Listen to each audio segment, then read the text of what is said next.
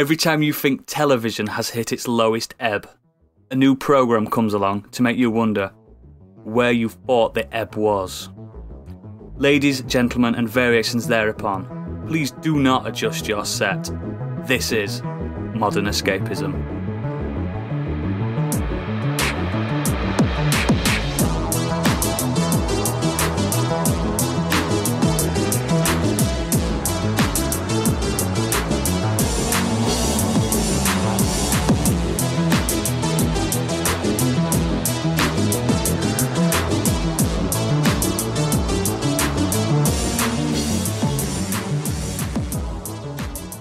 Hello, my name is Oodles, the Dermot O'Leary of podcasting, if you will.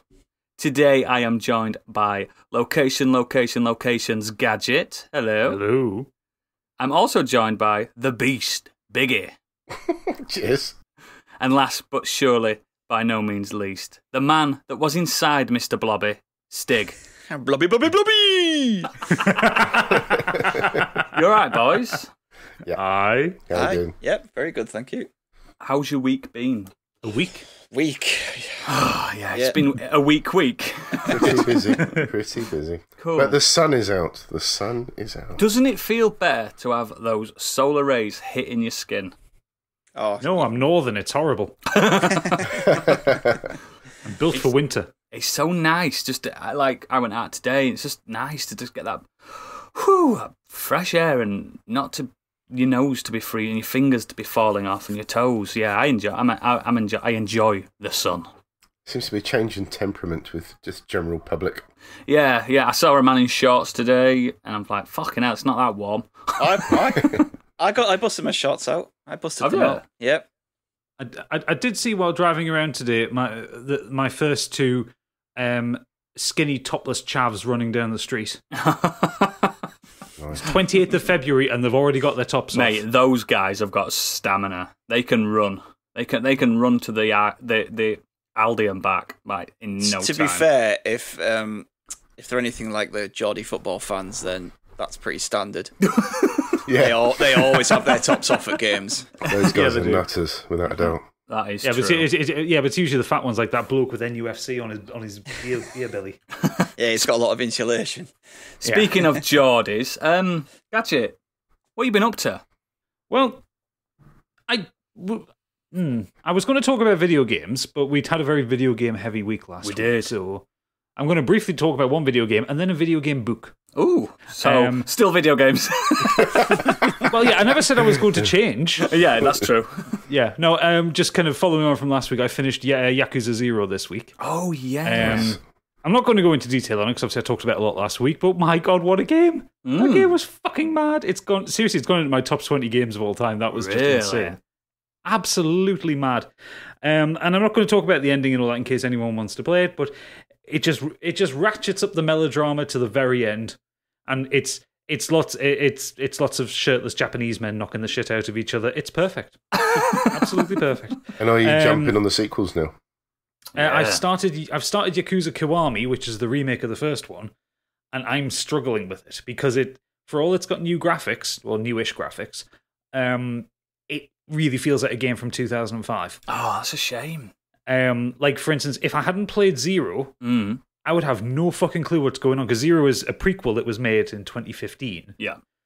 Without getting too deep into it, but like the original game doesn't do a lot with setting up characters.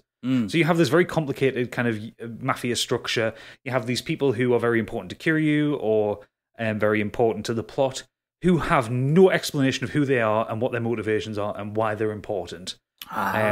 Which is fleshed out in Zero. Like Zero gives you a lot of that preamble that you need for Kiwami. But if I'd gone straight to playing Kiwami, fuck me, I'd have no clue what's going on. And I barely had any clue what was going on in Yakuza. But a lot of people that come fresh to the series, like, you'd start at the first one, surely, wouldn't you, as well? So you might miss Zero, unless you were knowledgeable on the fact that everyone says Zero's the best, start with Zero. I started with Zero. Yeah, like for instance, in the opening scenes, Kiryu ends up taking the rap for a crime he didn't commit. Yeah. The crime was actually committed by his kind of bonded brother, Nishikiyama. And this happens in like the first half an hour of it. And there is no point as it explained who Nishikiyama is to Kiryu, But you know from the previous game. and why he would take the rap for him. They're not even technically in the same family within the Yakuza. Yeah. So it's just like, what? Why would you go to prison for 10 years for this man? Yeah, yeah. Whereas when you've played Zero, you realize they're actually very bonded. They're very close to each other. They've been through a lot of shit together. And it makes sense why you would do that. But I'm only a couple of hours into it. I'll finish it, but I'm not enjoying it as much as Zero. You might click it. You might click with it eventually. Well, true, yeah. But the main thing I want to talk about is, so, as I've said before, I can't remember whether it was in the Discord or on the pod, one of my little guilty pleasures is I love novelizations of video games. Yeah, you mentioned it. Yeah, I like it when someone like takes the story of a game. Like, when I was growing up, when I was a kid, I loved the S.D. Perry novelizations of Resident Evil. Oh, I had all City of them. the Damned. Yeah, City of the Damned and like Caliban Cove and shit like that. I've read them. And I loved the it was Greg something or other, Greg Keyes maybe. He did the novelizations of Halo. And I had all of those. They were fucking great. So when it was announced that there was a 2-part novelization of Death Stranding, one of my favorite games of all time, yes. I was like, oh, fucking hell, yeah, I'm going straight in on that one because I love the stories of that game. So that turned up this week. And today I've read pretty much the entire book. So have they managed to explain an actual plot of an Hideo Kojima game? Dude, Death Stranding's got a great plot. Don't even bother. Thing is, don't even bother. Death Stranding is actually pretty good at telling its own story. Yeah, and it's straightforward, I think. Ish. Like by the time you get to the end of Death Stranding, everything, like Hideo Kojima does that great thing where he sets all these strands and these kind of ropes going out in all directions, and he pulls them all taut and tight at the very end of the game, and it makes sense. So I'm reading the book, and it's shit. Yeah, I can tell you just tell by that sigh when you read the book went. Yeah.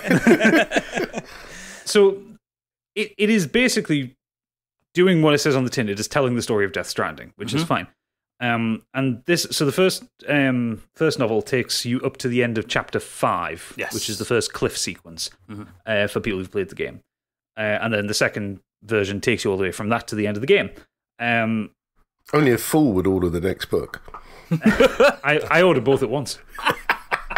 And they just got dispatched at different times. Fool of it too. Any bit where it's giving you the cutscene from the game. Yeah. So I take for instance, in the opening sequences, you've got that opening sequence of Fragile in the cave. Yep. You've got the kind of the whole very melodramatic sequence with Bridget before she dies and stuff like that. All those are perfect in the book because what the author has done is he's taken the existing dialogue and then he's obviously repeatedly watched the cutscenes and got like every kind of grimace of Sam or every movement and that kind of thing, and it's all very detailed and very lovely. The problem is it's the stuff that isn't cutscene, so the gameplay or bits between cutscenes where the author sounds like he can't be arsed. It's so fucking basic. There is a point. So when he gets to the middle section of the game, so when he's gotten over to Lake Knot City and he's doing the preppers. Yeah. When you're doing those sequences and you're dropping stuff off in the game, there's no dialogue from Sam. Sam walks up to the control panel. You get like a little cutscene where it says, "Hey, thank you for bringing me this package," and you get on some of them you get a little bit of kind of exposition, but Sam doesn't say anything. So in those sequences in the book, there is no dialogue from Sam. Sam is just standing there silently while someone is talking at him. But press square to talk. Yeah. There is one of them. So there is a sequence at the middle of the game as you're bouncing between these prepper sites, and in the book, so he goes to the elder first, then he goes to the craftsman, and then when he's talking about going to another one of the preppers, the actual text in the book says Sam let him rattle on for a little while before he decided to then move on. Oh, no, he's skipping the cutscenes. It's basically skipping the cutscene. I love it. Wow. And they were just, I mean, the thing is, the book was written by a Japanese author and translated to English. And I'm going to read you an excerpt here. So this is from the cutscene where Sam is talking to the president and she passes away. And it's just these couple of lines. So Bridget was falling out of bed and the cords and tubes attached to the medical devices all disconnected with a pop. The stand that held the drip crashed forward onto the desk, hitting the quill. The ominous pen that still seemed bound to Bridget was surely broken. But it wasn't harmed at all. The pen that had immortalized the pledges of the founding of this nation had survived, would continue to survive, to commit to the future dreams of the nation to paper too. Bridget had fallen on top of Sam. She was crushing him, not just with her touch, but with the weight of the nation behind her. Oh my god. The fucking state of that dialogue. That Tom Clancy. Wow. It's really... But the thing is, and I don't get this because it's from a Japanese author and a Japanese video game. It's so America, fuck yeah. It's ridiculous. There's all this kind of patriotic language. Kojima, that's a Japanese man that is obsessed with America that much. I know. Yeah. It's honestly, it's not good. I'm going to finish this one, and I'll finish the I'll read it all the way through just so I want to get a full view of it. But it's written in a really haphazard way, and you can tell the bits. I mean, obviously, I know the story and I know what happens where, but you can tell the bits where he is literally just moved into a cutscene because those are really detailed, and there's a lot of exposition, there's a lot of good dialogue, it's all been done for him. Description. Yeah, exactly. It's the bits between that are so haphazard. Like the sequences where it tries to tell kind of the stories of people like just after the Death Stranding, like when the world's all falling to bits. Yeah. And like for the people, like for the older NPCs who would have been alive then before the game. And it tries to tell the stories, but they're like a page long in really big font. And it's like, I would actually be interested to see like how people survive the Death Stranding. Like one of the good things about kind of video game novelizations is they can expand on what's there. They can insert into the canon. They can, speak to the creators of the game or the property and kind of like expand stuff. So in the game itself, there isn't a lot of stuff given to you about what happened during the Stranding or during the kind of the cataclysm that happened. You get a little bit of it from the Elder and you get a little bit from another couple of NPCs, but not a lot. That would have been a ripe thing to go, this is how people survived, this is what people did. But no, none of that shit. It's so basic. Is it as bad as Is it as bad as Raymond Benson's Metal Gear books? Because they are fucking shite. It's about on par, if I'm honest. There's one line I'll never forget where Solid Snake removes his snorkel, looks up, sighs, "I'm home." What the fuck? That never happened. That never happened. Wait. He says he's home. What, in Shadow Moon? Yeah. It's bollocks. And this guy wrote some 007 novels. It's like, what the fuck? It just sounds like people can't get into Kojima's mind at all. No, they can't. I don't blame him because imagine getting into that mind. Yeah. But yeah, moving on from Death Stranding, we're going to go to the big man himself, Biggie. What have you been doing? Yeah, I've just been tinkering again with GTA 5. I know it's like, the game's almost as old as I am, I think. Yeah. But what happened was it came up in conversation with a friend of mine, Smaller Booty, Dave himself, saw me playing it and he said, had I played the online? And it got me thinking that I originally attempted the online when the game was very first released. You mean when it was PS4. shit? Yes. When it didn't work. Yes. So me and my good friend Nigel N. Flem, we attempted to somehow log into each other's game and it took us pretty much the entire evening and we still couldn't do it. And in the end, we just, chucked it. But, years down the line, they've obviously done a lot of work. It seems to be their bread and butter at the moment. So I've been tinkering, playing the main game and playing some online. And quite enjoying it. It's really easy to join someone's map, whoever's the host, and you end up going off to do heists. It's quite good fun. Really enjoyed that. But the reason I was looking at GTA 5 as well was because the PS5 has some upgraded graphics. It's got the loading times. And the loading has considerably improved for GTA. Really? And God of War also had its release for the upgrade for the PS5 as well. So that is beautiful. I mean, it was a good-looking game in the first place. Oh, yeah. But that only came out last week with the upgrade. So it's not an actual PS5 version. It's just the fact that they've done the backward upgrade so that it runs smoother at 4K and 60 frames per second, etc. And it's looking really good, really lush. I've just been tinkering with that, really. Just carrying on with the story of God of War, really enjoying it. If you want an absolutely hellish experience, you should try playing GTA Online on PC.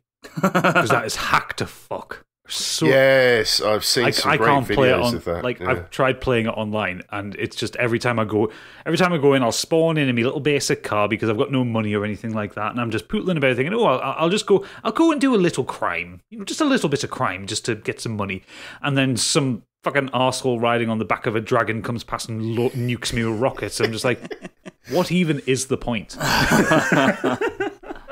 I played loads of GTA 5 last year.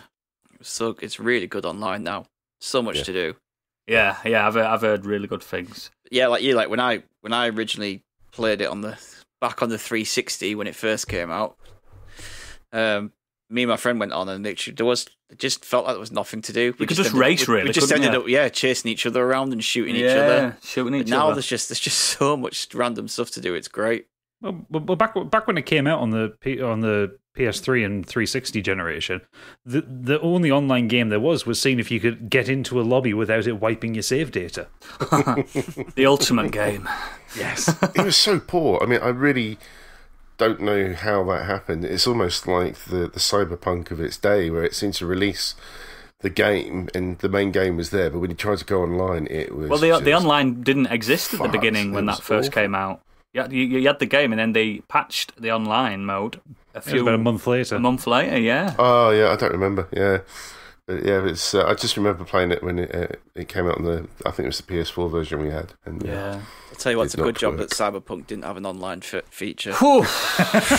Jesus, they didn't need that kind of headache. Imagine that. Speaking of Cyberpunk, if you've got nothing else, Biggie, I will hand it over to our Cyberpunk himself, Stig. Such a Cyberpunk. I've been playing more Viking Simulator. No, I've been loving playing more of that again this week in my off time. I didn't talk to you last week about the combat in it either, like how. Oh yeah. Yeah, it's got a little bit of that Dark Souls feel to it. Dodging, parrying, blocking. The main bosses are like these huge, really difficult bosses that. In their own little set arena. Yeah. I'll avoid that then. Weird little attacks and stuff. But you definitely need a few of you to take a boss down. Cool. There's no way you can do some of those bosses by yourself. But yeah, I've just been a bit of that. But outside that, I watched a film this week called I Care a Lot. So this was brought to my attention by Angry Kurt. It's best by him. Best boy Kurt Lewin. Said he'd watched that and absolutely loved it. It stars Rosamund Pike and Peter Dinklage. Oh, yeah. And it's a story about a woman who basically fleeces old people. Working with doctors and care home people, she tricks them into thinking that there's something wrong with them, and she tricks the courts into believing that these people need to go into care of the state, and she looks after their assets. Shit. She pretends she cares, but all she's doing really is casing these people out, and then she sells off their assets, sells off their properties. Oh my God. And everything. And in some cases, like right near the beginning, she like bars one of this son from seeing his mother. What, like a subpoena or something like that? Yeah, like... so basically says that like she needed care. And he wasn't providing it to her, so she's being handed care of this woman, and she's barred like the son from seeing her, from seeing his mother. And honestly, it was the first 20 minutes. I'm raging watching this film. I like that though. Sometimes I like that emotion. Horrible. Her a partner in it. She's a partner at work and a partner at home as well. But they're both of them are just awful women fleecing these poor, unsuspecting like elderly people. And the story basically is she thinks she's found a mark which is going to score big. The ultimate one. She basically messes with the wrong woman. Wow. Who has connections to some very horrible bad mob bosses, basically. Ooh. So the story then becomes it pits a mob boss against this, this woman who's, has no moral, really. Yeah. And like, I've seen people say things like that they started to root for her and stuff. And I just, not one point in that film did I root for her, regardless of the other side and how horrible he is. Yeah, I she just was could still not worse. get behind her. one bit. It sounds like a proper bastard. A Oh, lot of people she is. talking about is it Rosamund Pike's Rosamund performance? Pike. Yeah, she's brilliant. She plays these type Mate, of she were good characters. in that Bond film. What was that? What was that one? That really bad Bond film. She World was Is the Not best Enough. thing. She was in that one. Was she? No. No. Tomorrow Never Dies. Maybe, I don't know. One of them. Kurt's screaming at this podcast now. Yeah, Gadget's on Is a it quick Doctor look there. No? No. Die Another Day, I think. Yeah, The but one- she's brilliant Yeah. at playing playing those kind She was of in Die Another Day. sociopaths. In if you've seen Gone Girl, Yeah. excellent Yeah, in that. She was She superb is. in that. And again, she's playing that kind of like stone cold, Yeah. gives no fucks kind Black of. Widow type thing. Yeah, you don't scare me. I always win. I will always, Ooh. I'll always win regardless What's this of who film you are. on? What's it streaming on? It's on Amazon Prime. Lovely. But yeah, it's really definitely worth checking out. She's excellent in it, and it's a real, it's a bit of a hoot really throughout the whole thing, regardless Yeah. of the subject matter as well. Like it's part like it's got this drama to it, but it's black comedy. It's got this comedic side to it, but yeah, it's really good, really worth checking out. Ooh, I'm just going to write that on my little list. The ever-growing list. Oh god, my watch list is ridiculous now. Yeah. My watch Yeah, list yeah. is way worse than my backlog game list. My watch list is in the hundreds now. I think Which mine's is- around 500. Oh my god! Yeah, but you will Wow. watch everything before you die. I won't. I'll just be like, nah, pulling that off, taking that off. People just like you'll be talking about some random film, even like from the 50s or 60s, And it you're gets like, put "Oh, on. This is an amazing film, and I'll have a look. Yeah, it looks all right, so I'll stick it on. Oh, well, fair enough. Excellent. Thanks for that. So, what have I been doing this week? First, and this only happened, I think, Friday, I've been watching Age of Samurai on Netflix, which is the Battle for Japan. It's basically a documentary discussing the 1500s Sengoku period of Japan, Oda Nobunaga, those type warlords, daimyos as they're called. I've only watched So many video games have been based on that. yeah. I've only watched 2 episodes of it. It's like a docudrama. Like they've got talking heads in between, really well acted, like battles and just day-to-day life of these absolute bastards from the 1500s, and it's dead interesting. But that's not the main thing I want to talk about. I just want to make sure I just want people not to sleep on that because it's really Yeah, good. it's already on my list. It's really good. But the main thing, I've experienced trauma this weekend in front of tens of people. Tens, literally tens. I think it was 10. Yeah. I was streaming. I'm back to streaming, and I was streaming BioShock. What year was that game? 2007. 7, yeah. Very well-known game. For some reason, I just avoided the whole series up until last year. And I'm back to it. And something happened. Now, I'm sure there will be spoiler warnings all over this little section. I'm getting the klaxon out as we speak. Yes, as you might expect, there are full spoilers for the story of BioShock here. If you want to play the game, and I recommend you go into that game spoiler-free, skip ahead to 33 minutes and 40 seconds.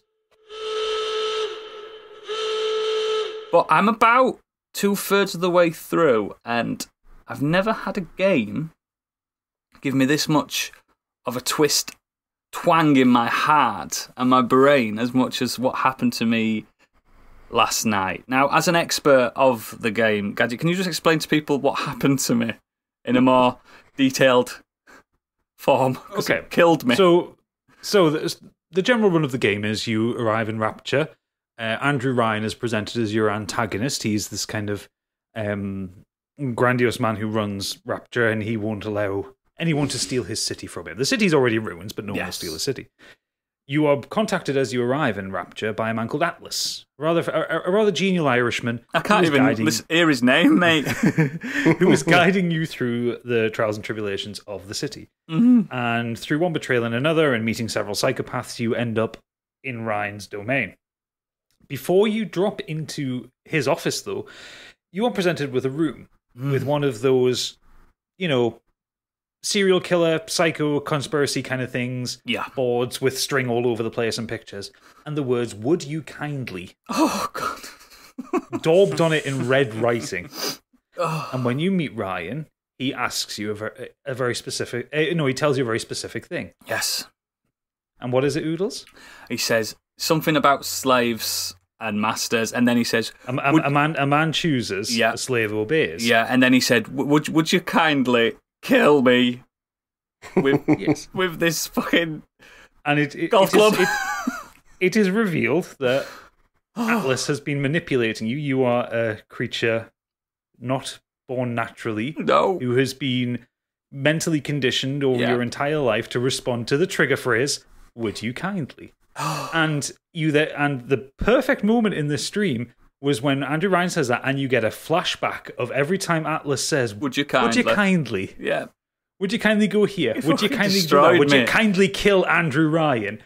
And the look on Oodle's face was priceless, because up to that point, the mystery's he knows there's something wrong, and you can see the cogs working. And then at that flashback, they all kick into gear, and he loses his shit. It's amazing. Yeah, because when you saw the board, I went back and watched it, and when you saw the board, you're like, "Would you kindly?" And Yeah, you can see something's working there. Like, "Would you kindly?" And you're thinking, and I can see you trying to work something out. And it's the same. I had the same experience. You just you're like, "Fuck me!" So did I. I did never once picked up on that phrase. No, at all. I just thought it was just a little Irish thing. Yeah. And in fact, can I just say that if Oodles has made it this far without that being spoiled, because it is such a famous 14 spoiler, years.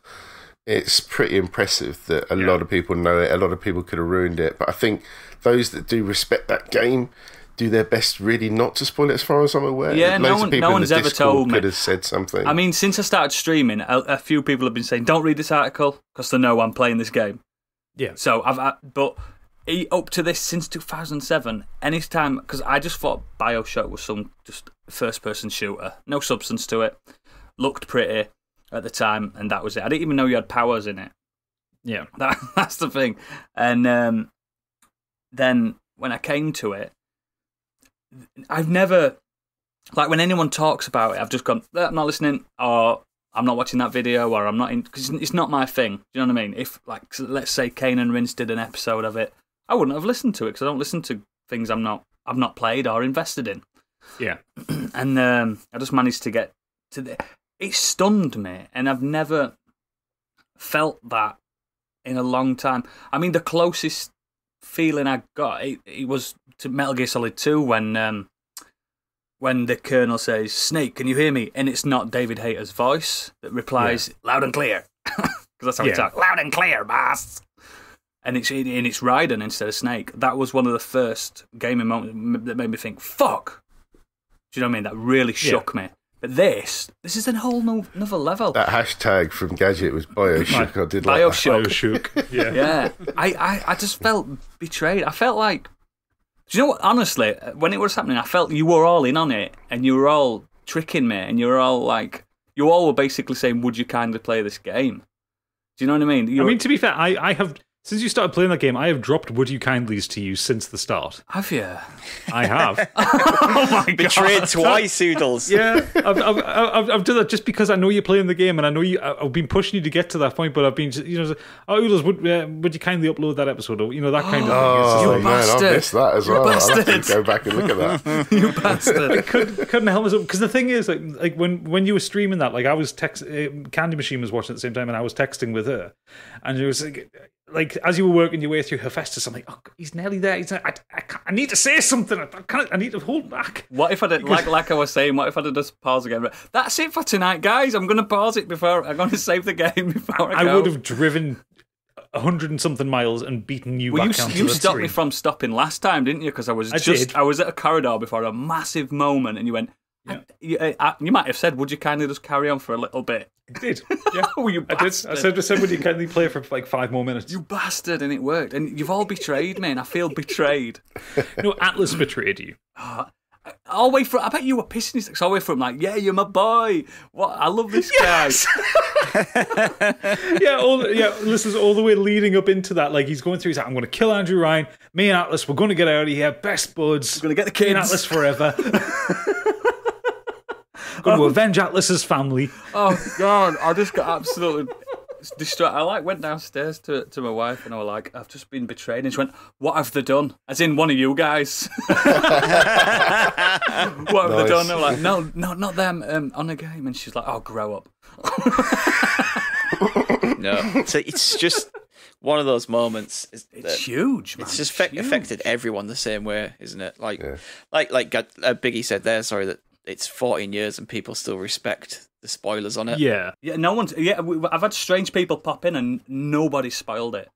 Yeah, the story is that well respected, and that twist is so respected. Like it's commonly referred to. Like you've probably seen like 1,000 memes involving it, or like references in people's YouTube videos or stuff like that. But because it is such a subtle thing, like if you go back and you start the game again, you will notice every single time Atlas says it because he says it so much. Right. But because he says it so much, and the way the voice actor has kind of integrated it into the dialogue, it comes across as you said, it's just a quirk of his speech. Yeah, it's like maybe in a Geordian saying like at the end of every sentence, or I instead of yes. It's like it's one of those things. So you don't question it when it first happens. And to be fair, my favorite moment is just after that when you're in Tenenbaum's orphanage thing, and Fontaine after he's revealed himself, Atlas has revealed which I've heard his Fontaine. name. I've heard his name going into it. Because you go to Fontaine Fisheries. Yeah, exactly. And it's one of those rare situations where you go into an area named after a character and you don't meet the character. Yeah. You don't. And that's hear something about that again doesn't twig onto you till later. Wow. But Fontaine, one of my favorite things is Fontaine says, "Would you kindly get stepped on by a big daddy?" Yeah. And you obviously still have control. He's like, "Oh, so she's broken it then." Yeah. He did. As I was twisting that valve. It's fucked up, man. I love it, and I've got more of the game to play, and I see the obsession, Gadget. I really do. Yeah. Because my office is dedicated to Bioshock. I was thinking last night. I was like, when I was in bed, I was like, why the fuck are they pissing about with Monster Hunter movies and stuff when there's an actual beautiful world that could be a movie or a series there waiting? They tried to make it into a movie. They had Gore Verbinski on to direct it. Really? Who did Pirates of the Caribbean. I just imagine it being very expensive. It kind of suffered in development hell for about 13 years and got cancelled about 3 years ago. Yeah, it would have been like 11 years or something. But such a vast, beautiful story in general. Like it could be anything. Like my character hasn't spoken once, but I still feel like attached. Do you know what I mean? Yeah, it's so odd. And I only just realised yesterday that he's got a cardigan on. you got to respect it. And did you not notice his tattoo of chains? Yes, yes, and it all makes sense. It's such a good game. Anyway, we could talk about that and maybe we'll do Bioshock spoiler specials in the future because I know Gadget could talk for 3 hours about that. Oh yes, absolutely. So what are you doing now? Are you going to go with 3 now instead of 2? Well, I've still got one to do. Like I say, I'm 2/3 of the way through. Yeah, he's still got the last third. I think I can power through. Maybe in 2 streams, and then I'm going to jump to 3, and then I'm going to go back to 2, and I'm going to do it like that. And then I need to find something else. But yeah, let's kind of go on to the next section. What is the next section about then, Biggie? Trashy TV. Oh God, I'm so excited for this. We all love some form of it, don't we? Yep. So yeah, this week we're going to be talking about those really crappy TV shows. The ones you know that are rubbish, but are still sit glued watching it. Or even the ones you're slightly too embarrassed to admit liking. Yes. Now, a lot of people have filters, unlike myself, and none of my picks embarrass me at all, but they are trash. But we're going to start with Mr. Movies and TV himself, Stig, because we're all eagerly anticipating what he finds embarrassing. The man that openly admits to loving Avril Lavigne. You leave I'll have to find that song clip. Well, this doesn't embarrass me. I've talked about it on the podcast before all the time. Actually, it's pro wrestling it's pure trash television. Isn't it really is. Think about it. It's the epitome of trash. Yeah, but I just I just can't stop watching it. Really, All your life. I've watched it all my life. I've only had one little brief moment where I didn't watch it, and that's because I moved out of my parents' house and didn't have anything to watch it on. Yeah. That's literally the only reason. But I still, you. I'd watch the big ones like Royal Rumble and WrestleMania, and I'd still find time to watch that, and I'd kind of keep up with what was going on, but I just didn't watch it. I don't watch the weekly shows as much now. Like I said, I listen to podcasts talking about it. You get all the I watch kayfabe YouTube. I don't have time to watch 3 hours of Raw every week. Nobody does. Because it's terrible. But yeah, some of the storylines are absolute pure. Oh, just the epitome of trash. No, I admit some of them are actually quite gripping and quite good. Like, there's some storylines that will really pull you in. There's been a few in this last year that have been really good, like tales of family feuds and long friendships and things. It's pure soap opera stuff. But then you will get ones that are just like absolutely awful, like Triple H forcing Stephanie McMahon to marry him. Yeah, things like that. That wasn't a good one, was it? No. Even though they are married in real life. Yeah. And they did get together in storyline after that as well. It's absolutely consensual, trust me. Yeah. Yeah, to the point where... Good that we have to have that disclaimer out there. Yeah, to the point where in that section, like, the woman's like, they're in the car and she says, "Do you, Stephanie, take Triple H to be your husband?" And he leans over, Stephanie's just like, "Oh, yes, I do." Yeah, he does. And then leans back to the woman. Isn't it like a drive-through? It's a drive-through wedding in Vegas, yeah. Fucking hell. So bad.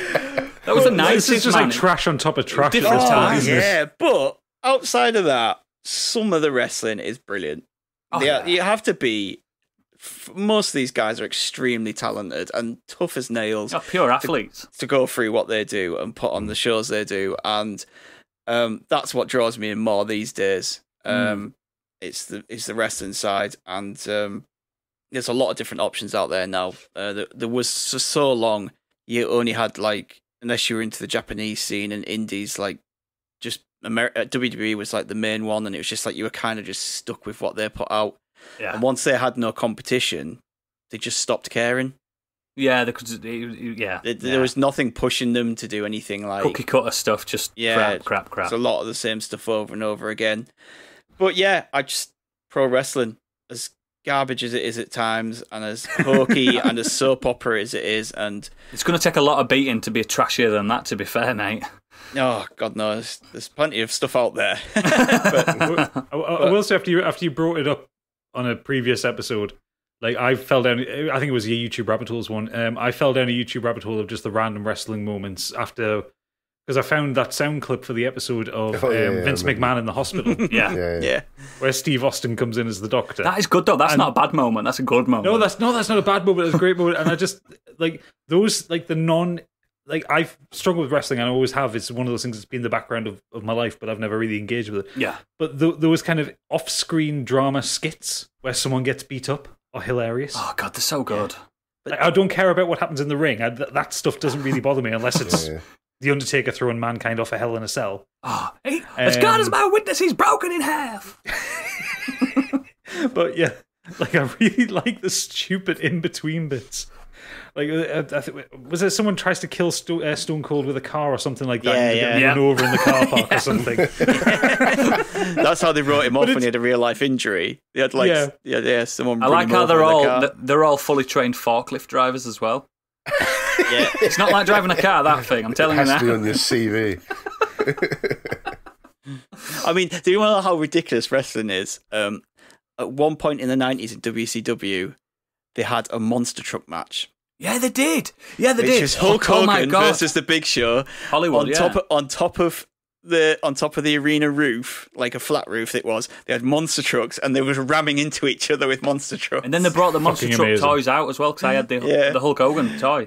WCW was the epitome of, like, especially near the end. That's why they went out of business in the end. But yeah, like, it was just pure trash. Things like David Arquette winning your world title. Yeah, and stupid stuff like that. It's just like, no wonder you went out of business when you're doing things like that. But I could chat forever on wrestling, and but we'll move on for now. So yeah, we'll swiftly move on to my first pick for Trash TV, and this is a program that coincides with my break at work, going to the canteen, and I watch something daily, and it's become firmly one of my favourite shows now. It's trashy as fuck. It's so trite in its ability to be a game show that you can tell who's going to win from the beginning. You can spot all the tells and stuff, and it's called Tipping Point with Ben Shepherd. Now, if you don't know what Tipping Point is, remember the 2p machines at the arcade? I hate this show so much. Yeah. It's that basically with a bit. I hate this. This is the worst quiz show ever invented. It's barely a quiz show, mate. I literally have watched that show and got every single question right. That's how much of a quiz show it is. It's crap. And it's every oh god, it's so bad. Every episode you've got an old man / old woman, an attractive woman, an attractive boy, and then some absolute nerd that knows all the answers. And every single episode, if anyone watches that show after this, and you know who's going to win every single time, not win, but get to the final, and you can tell if they're going to win the jackpot, because if it's too much, they just won't allow them to win it. It's that simple. You will not be able to win it. But if it's a little bit, a couple of grand, yeah, you could win. Ben Shepherd's trying his best. And Ben Shepherd. Oh, wow. I mean, I think now he's just given up. But before, he tried his hardest to make it so suspenseful when that pretend 2p goes down the chute and lands, and he's like, oh, it's a rider. It's a rider. Oh, I've just done a Google image search. It is literally those 2p machines. Yes, It is, yes. it And is. to get some tokens to play it, you have to answer some questions. Questions like, name the first man who stepped on the moon. And people go, Buzz Aldrin. No, that's wrong. You know, that kind of thing. It's just proper crap, but I love it. And I've always said, I like Ben Shepherd, but I prefer him on morning TV. that's his prime. But it's the newer episodes now. They're obviously socially distant, aware, and stuff like that. And they've spaced Gadget. You'd hate this because they've spaced them out so much you can't hear some of the contestants. Oh no! Yes, Ben. I'd like to drop zone 5, please. That kind of thing. Are they not individually mic'd? Actually, hang on, I'm looking at a screenshot. They're not. No, it's so bad. It's so bad. And you can tell it's like in the ITV studios, it's probably one of the B-tier studios, and they've just put them in this room with this machine. And if you've ever, do you remember Harry Hill's TV Burp? Yeah. He did an episode where he were talking about Tipping Point, and you can see the hand sometimes dropping the coins in.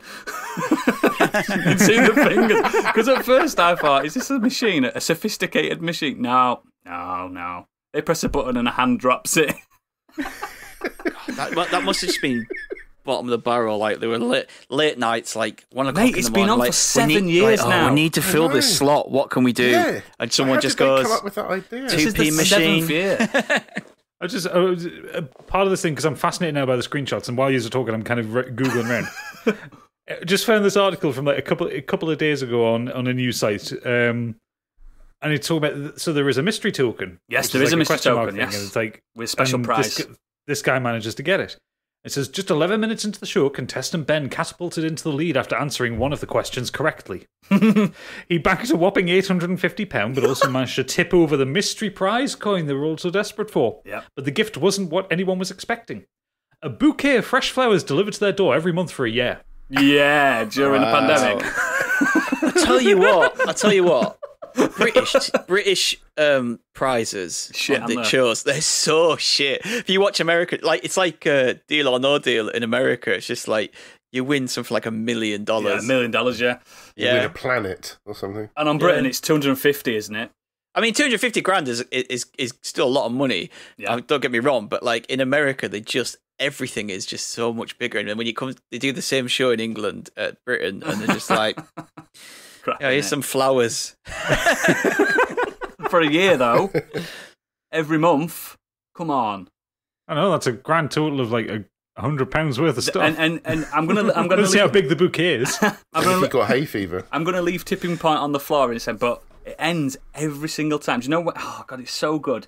It's like, remember Bullseye, which is a good show. Bullseye is a good show. Debatable, but yeah. A good Northern show. But at the end of every episode of Bullseye, they used to say, well, we've had a lovely day, but we're going to gamble. That kind of thing. And on Tipping Point, even if you voted out first, I'm sure they're forced to say this at gunpoint, even if you've been on the show for 5 minutes, they go, we've had a lovely day, Ben. Thanks. Like, no, we haven't had a lovely day. I've booked a day off work to try and win Tipping Point. I've lost money to be here. Do you know what I mean? Yeah, you probably spent more money traveling. But I do have an announcement to make. So I've told a few people this, but I have applied to be on Tipping Point.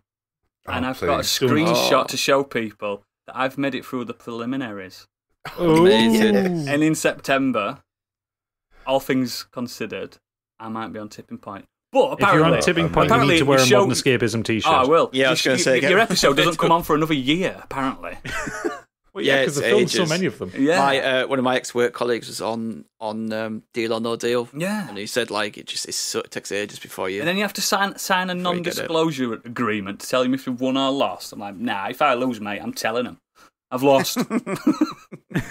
Yeah. I got through the preliminaries. I think they had to make sure I weren't a psychopath. I don't know how I passed that one, to be fair. But yeah, catch me on Tipping Point in 2022. So where do you have to go? If you get through, where do you have to go? Like, it's London. London ITV Studios. London, yeah. I think the ITV Studios is where the BBC Studios used to be. Yeah. You know, the famous one. Television Centre. Yeah, Television Centre, yeah. So, yeah, I'm gonna say, I've had a lovely day, Ben. I'm definitely wearing a Modern Escapism t-shirt. You're like, have you had a lovely day, Kenny? No, I haven't. No, that's not the line. It's been Take shit. it again. It's been shit. I hope you win the mystery coin. Maybe I'll even force him to call me Oodles as well. No, I don't think I'll get away with that. I don't think I'll get away with that one at all. But yeah, Biggie, you go. Do the X-Files count? Oh no. No. I see your point, because some episodes absolutely count as trash. I'm just very, very, very quickly going to mention it, because I watched this obviously when it first came out. Yes. And it's just turned up on Star. I think it might be on one of the other streaming sites. It was on Prime for a while, yeah. But for some reason I just clicked on it, and I'm about 4 or 5 episodes into it already. Yeah, there's a few clangers in them first 5. And I love the dynamic already between Mulder and Scully, because quite clearly from the off, there's extraterrestrial evidence, and she's continuously going, no, let's look at other angles. And he's like, hello? It's just really bad already. I can't believe this went on for 7 or 8 seasons. You're going to lose some fans here, Biggie. Seasons. It does get darker, mate. It does get darker. Oh, yeah. After a while, even Scully believes. I mean, in the first season, Dana Scully's hair is a work of art. Oh, God. It is. Yes, do you know what? On series 1, their sexual chemistry. Yes, there is. Off the hook. And then it stops a bit, and then, spoiler alert, it gets even more sexual. Wow. I love X-Files, but it is kind of trashy. It's on par with me for, like, Buffy the Vampire Slayer. Yeah. Really trashy, but so enjoyable. Yeah, do you know what? I'm enjoying watching it, and yeah, there's obviously some dodgy CGI and whatever already, but I like season 1. I think season 1's strong. I'm enjoying it so far. You got that first Victor Toombs episode, which is one of the best things ever come out. I just watched that the other day. Yeah, I love Toombs. It's really good. But I mean, I'm going to be honest here. I found this quite a difficult topic for me, because since I came off the cruise ships, I watched national TV for probably a couple of years. Yeah. And then I just dropped off and ended up watching Netflix. And I don't really watch a lot of trashy TV, but when I did, I was fully involved in I'm a Celebrity, Get Me Out of Here, and The X Factor. You see, I'm a Celebrity is one show I have absolutely never ever watched. Maybe. And people say, why do you watch it? And I'm like, yeah, because it usually coincides with supper time, and I'm not watching someone eating camel testicles while I'm tucking into my food. It's not something I'm into. Be happily proven wrong, but from what I remember when it first came out, I actually got the impression that the celebrities that they had on, who were quite, Peter Andre, A-listish compared to what they have now, shall we say? Yeah, but they actually were trying to be genuine, and I think once people realised they got a career out of it, they got more recognition if they played characters of themselves. Yeah, I think it drastically went downhill. Yeah. But I still think one of my favourite episodes ever, and if you've not seen this, you must watch this on YouTube, because I'm going to try and set the scene. Go for it. So there was one particular series, which I think was maybe series 2, and they announced all the celebrities that were going to arrive to the show. And it's either the first or second episode, I can't remember quite how it happened. There was one particular guest that decided to pull out last minute, wasn't interested, cancelled their plan. So they're like, oh my God, what do we do? Because it's a live show, for those that don't realise, when it's actually first shown, it's live in Australia. Oh, fuck. So they were like, oh my God, what are we going to do? What are we going to do? So they decided to get the... so on hold, they had Dean Gaffney, who was from EastEnders, right? Yeah. Yeah. So he was on hold. So they basically called him up and said, right, we need you. I bet the phone call went, Dean, are you busy? No. Basically. So they literally flew him from wherever he lives straight all the way, almost like a direct journey, straight over to Australia. They chucked him out of a helicopter. What? So he pretty much parachuted in to the base. Is it actually a real jungle? I thought it was like a studio. No, it is a real jungle. It's a proper set. So they drop him in it, right down to where the base camp is. You've got Ant and Dec, who are obviously quite refreshed. So this guy's just had this journey from hell from the UK to Australia. 12 hours. Literally, abseils jumps out of a helicopter, lands into the jungle, and they're like, right, you're doing a trial. And he's like, what's going on? You can see the guy is just completely blown away. He has no idea where he is, even who he is.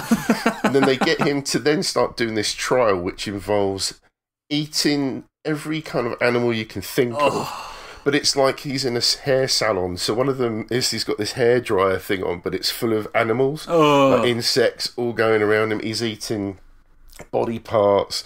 And he's doing each trial one after the other, after the other, after the other. So he's completely jet lagged. He's in shock. He's probably hungry, lad. He's taking all these things. He starts throwing up. Oh, no. He looks like he's having a panic attack. And then they're still trying to interview him, like, how you doing, Dean? He's like, yeah, I'm okay. And then I'm just glad to have work.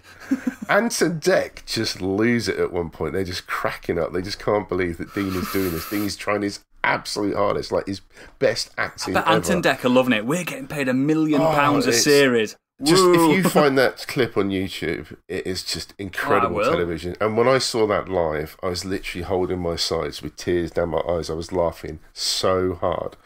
It was just brilliant.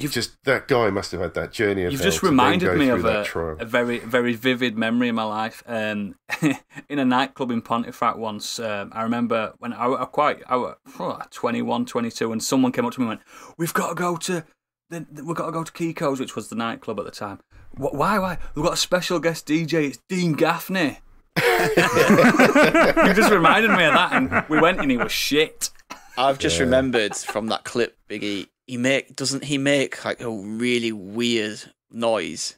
Like he makes so much going on with him. He makes some really weird, like gurgly, strange noise. I probably would. They used to play it on the radio. Like I think it was Chris Miles used to like play clips of it on the radio. Am I going to have to go and find this sound? Yes. If I'm remembering right. It's him that he makes this just really. But it's his eyes. Weird they keep noise. Obviously focusing in on Dean, like see how he's getting on, and he just looks. His eyes are always coming out of his head. He just can't understand what is going on, and they're still trying to. Deep down, I think we need to get Dean Gaffney on this podcast. We know he listens. He'll probably do it as well. I'd love to. Do you know what it is about I'm a Celebrity? Some of the eating challenges I think I'd be okay with. Maybe not the kangaroo balls and stuff like that. Yeah. But the one thing I couldn't do is, when they put you inside a tomb and they drop like insects or snakes or stuff on. I think I could do them, but rats. Oh no, I'm not a fan of rats. No, they put like people and they just drop like all these rats in with you, and I'm Mate, like, rats are known to eat through humans to get out. I was like, I can't. Why? How? I couldn't do that at all. That would freak me out. But yeah, I think as the years went on, I think the show personally has gone downhill, and I haven't watched it obviously for quite some time. It's probably because they're running out of ideas. Like, oh, on this challenge, you're going to get inside a kangaroo's pouch for a week. Do you know what I mean? What challenge are they going to do for people? It's ridiculous. But again, I think to be fair, they've just had their 20th season of it. Fucking hell. Yeah, it's incredible. It's still going, but it's like the X Factor for me as well. It was exactly the same. I like the X Factor, but I like the bad X Factor moments, not the good ones. I stopped watching it when the live shows happen. But again, I think for me, the whole idea, because the whole concept to me, I know I appreciate, especially now when I wasn't so naive, that it's obviously all about making money. But originally, it just felt like they were genuinely looking for somebody to try and give them some raw talent, that chance in life. But I think when it got to the stage when you had things like Jedner and Wagner making it through and outvoting Wagner, the actual. Actually, what do you mean, Wagner? There was a composer. guy called Wagner. No. The reanimated Wagner and come on, get on with it. He's got talent, but we're not putting him through. Old German bloke that kind of looked like he wanted to be a Yngwie Malmsteen cosplayer. He couldn't carry a tune in a bucket, but because he was stupid and entertaining, they kept him on for a while. Bear baiting, then, isn't it? Yeah. Wow. But they obviously did the sort of the tweaking on the voting, whatever, to make the public vote for him when actually got somebody talented that didn't make it through because of him. Oh, that's a shame. And that's when I used to just get wound up by the show. It's just the producers telling them what to do half the time. Is it true with the X Factor where they know who's going to win before it even happens? Like, they've got the plant people in, like... I don't know, but I do know that, you know, the auditions that we see, like the silly ones or the good ones, you have to go for about 2 or 3 different auditions before you even get on there. Like me on Tipping Point. So all those people that go on who are awful have been told that they're good twice or 3 times already.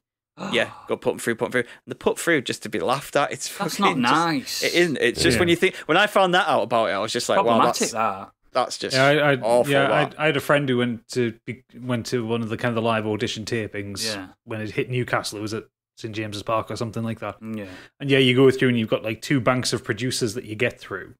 Wow. Who determine whether you get to audition if you're in front of worthy, basically. Yeah, whether you get to audition in front of the celebrity judges, kind of thing. Yeah. The one thing that's just, I mean, there's a lot that annoys me about X Factor from concept to execution. But the main thing that kind of annoys me is like I watched the first couple of seasons of it. I kind of I let myself get dragged into them, didn't they? And they were exactly entertaining enough, and you know there were some decent singers on there. Yeah. But when you get to kind of like beyond that, they realise, the viewers kind of latch on to the sub stories. Let's put everyone through that's got a fucking sub story. Yeah, my dog died last week, and my dog really loved Cher, so I'm going to sing "Believe" by Cher. Yeah, you know, when the production kind of focuses on one person, they get like a little talking head interview, and the sad piano starts in the background. Yeah.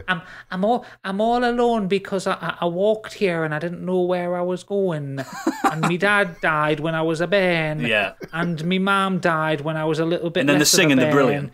Yeah. You're bringing a tear to me now. I know. Oh my god, getting emotional in here. Yeah. We'll move on from X Factor then. Gadget, what's some of yours?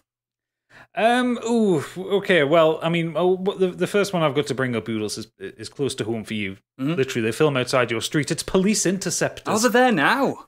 Yeah, I love these Rain on my door. Low budget police kind of documentary things, especially when it's like the road. Dashcam ones, road traffic cops, all these kind of things. They're stupid. They usually have the worst writing in the world. They're always narrated by some washed up blue Peter presenter. Yep. Because Jamie Theakston does them, Richard Bacon does them all. I'm sure I'm sure Andy Peters did one at one point. Like, hey, he's British royalty, that man. I know he is. I'm not. You watch what you're saying, mate. We haven't had Philip Schofield yet, but no. Maybe Gordon the Gopher will do one at some point. But yeah, I love them. They're obviously just really low budget. You know, they send a camera crew out with a couple in the back of a police car and just see what shit happens. And I think they're funny as fuck. I love it. They're really stupid. I mean, like when I go on YouTube anyway, I like watching like dash cam stuff anyway. Like, I don't know why, I just find that stuff fascinating, like seeing car chases and that kind of thing. It's really proper low rent telly. It's real life, innit? That's why. It's like kind of fucked, is it? But it's just these chases. It's like it's almost that kind of that judgmental side to us, you know, like when they're going on this and you see some fucking chav blasting a tricked up Golf through a little village at 80 miles an hour, and you're like, he shouldn't be doing that. Get the police after him. And, oh look, there's the police after him now. And it's like it's really, really, really stupid telly to watch, but I love it, and I will binge watch them all day, every day. Like there's like 18 seasons of Police Interceptors on YouTube that I'm just working through, and like the last 3 seasons have all been in West Yorkshire, so I'm waiting. There's been a couple where they've driven through Pontefract. I'm waiting for Oodles to guest on it. And it looks like the civilians have taken the law into their own hands.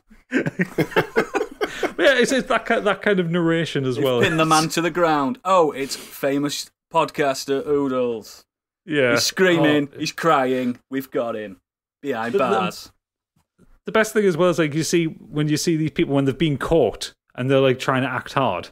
Oh god, yeah. Oh mate, I haven't fucking done anything. It's like, we've just pulled you out of a car that you crashed at 90 miles an hour in a village. There's only one of you in the car. No, it weren't me. Oh yeah, it's so good. Yeah, and when they get to do like stuff like dawn raids, like there was one I was watching the other day where they do like a dawn raid on some of these lads that are like dealing drugs, like obscene amounts of drugs from their house, and the burst in because the lads left the front door open. So they didn't even have to knock the door down. They just walk straight in, scream, police, police, police, and all that kind of thing. There's lads fighting back. It's open. Yeah. There's lads fighting back going, I haven't fucking done anything. It's just like, okay, well, there's a machete, there's a gun. Yeah. He has a bin bag full of heroin. Massive poster of a pot leaf on the side. Yeah. In Edwells. But the best part of that was once they've got him in the cuffs and all that, and they're kind of leading him out. His mum's downstairs. Yeah. His mum's, you need to sort your act out. I don't want to come visit you in prison. I'm sorry, Mum. Yeah. It's just like he needs locking up. He deserves it. Yeah. Click round here. I love it. Fucking, the ones where you get some knacker that's been caught, and it's one of the female police officers that's caught them, and they start trying to be Larry or trying to be like smarmy or like try to flirt with them and all that, and they just push their head into the ground and shut up. It's so fucking good. Brilliant. It's terrible TV. It's practically kind of poverty porn at times, just because of some of the places that hang around. To do as well. There's barely any editing to it. There's no editing to it, and literally all they're doing is sticking a guy with a camera in the back of a car. Yes, and that's it. Yes, absolutely. The thing is, as well, when they catch them, when they crash these cars, and they're full of it, the lads are full of adrenaline, and they leap out these chavs, and they're leaping over fences. Like, where do they get that kind of energy from? Like, I couldn't be a criminal because I'm too fucking lazy. All on speed, man. That's what it is. They're all off their heads. They can jump over fences like locust, straight over. But the other ones, the other ones I want to bring up are two. One's a competition one, and one's a documentary one. Ooh. The competition one, it's on Netflix. I would implore everybody to go watch it. Okay. It's called Blown Away. Oh, and it's one of these. Is it it's rude? One of these. No, but there is lots of rude innuendo in it. Nice. It's one of these, a little bit like kind of like Bake Off, where it's a competition show for creative people. Oh, and this one is based around blowing glass. Oh, so glass blowers.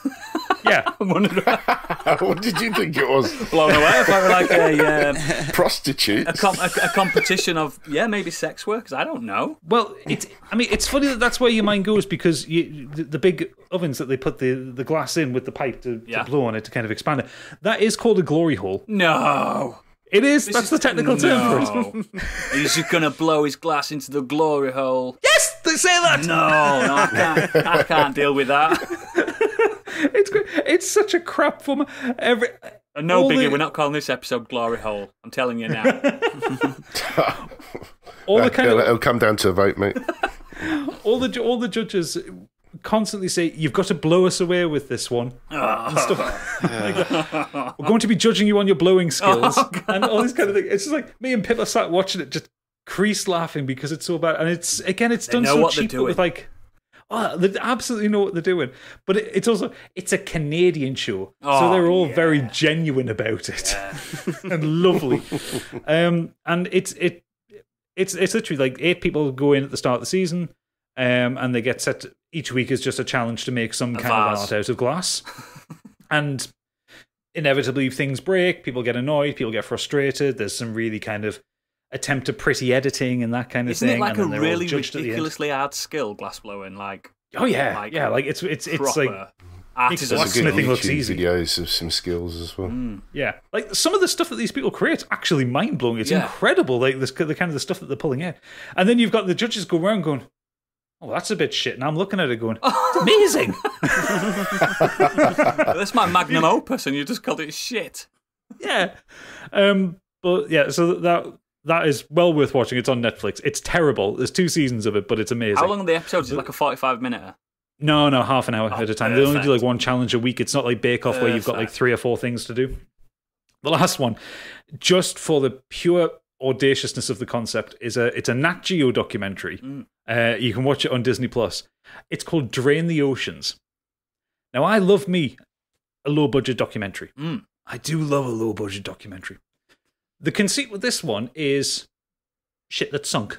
So, you know, like where boats have sunk, or like where they've created a dam and they've like flooded a city, that kind of thing. But the conceit of the show is that they use kind of radio topography and computer generated art to drain the water. And so they talk about kind of what happened, what sunk and all that, and then the narrator comes out really dramatically. Now, for the first time ever, we have the technology to drain the ocean. And you get Mr. Burns. Pull the plug on that one. You get this animation of the water kind of sinking away from the image to show you what they've got. But they do it 4 or 5 times an episode, and it's the same animation. Oh god! So they're talking about the same thing. Like they'll have one episode dedicated on like a boat, it was a Nazi boat that was sunk in somewhere in the Nordics. But it was kind of it was a big deal, like a big operation full of Nazi gold. I can't remember what it was full of, but it was full of something the Nazis wanted. And the Allies, the Allies sunk it in a kind of very interesting counterintelligence operation. And it sunk to the bottom of this lake. And so I think they generate the animation once, and then they just keep reusing it because they start talking about, now that we have the technology to drain the ocean, we can look down and see the damage at the bottom of it. But then later on the episodes, and now we can drain the ocean and see where the captain would be standing and stuff like that. It's really, really stupid. Drain the Ocean sounds like some metalcore album, concept album. But it's like they've generated 5 minutes worth of content for the episode, and they have to keep looping it to get it up to 25 minutes. It's so funny, but it's actually some of the stuff they talk about is really interesting, and it's a really good show. Didn't James Cameron do something like this recently as well? He was like, because he's obviously obsessed with the Titanic, ever since isn't he? The Abyss, he loves. He likes draining the ocean. That guy. Oh yeah. To be fair, most of the time he just chucks himself in a submersible with a camera and just goes down there. He's got a private $2 billion submersible that he just gets in every weekend. Yeah, if you've got Disney Plus, go on to the Nat Geo side and watch Drain the Oceans. It's so funny. Like I say, it's really interesting, but the execution is so funny. It's just you'll chortle away and again, the computer graphics, they're not stunning. No, I mean it's a recent show. It's like a couple of years old. Yeah, but sometimes like, Nat Geographic, mate. It's not Discovery Channel. Oh no! Like I'm saying, it's like a 2008 video game cutscene. Yeah, it's that level. Yeah, excellent. I've got another that it's quite a recent one, and it's kind of blown my mind that it's allowed to exist. It's called The Circle. I've seen that. It's on Netflix. It's also on Channel 4, I believe. There's like US versions, UK versions, very similar to as I mentioned, Married at First Sight, that type of thing. I don't know how these shows are allowed to exist because it's not fair. So The Circle basically is like 10 or so hopefuls, romantics, are put in a room each. They've all got their own room and a computer and a social media platform that they've invented. And they get the choice whether to catfish people or be truthful. So they can create a profile. They can, if you're a man, you can be a woman, and vice versa, and everything. You can make yourself gorgeous and stuff like that. And they chat to people, and the aim of the game is to trick the person into liking you enough that you have a dinner date with them, and most of the time they realise that they've been talking to someone of the same sex, or a woman that is clearly not a 21-year-old supermodel, and vice versa, that kind of thing. It's horrendous. It's unfair. It's mean-spirited.